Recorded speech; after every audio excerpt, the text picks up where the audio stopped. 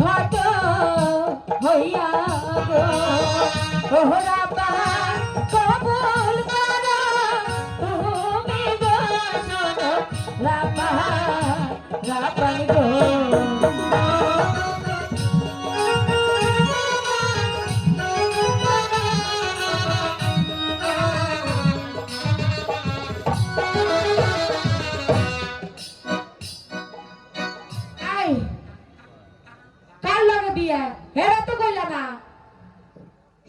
দাইমা বাদশার ছেলে রহিমের সঙ্গে বিবাহ।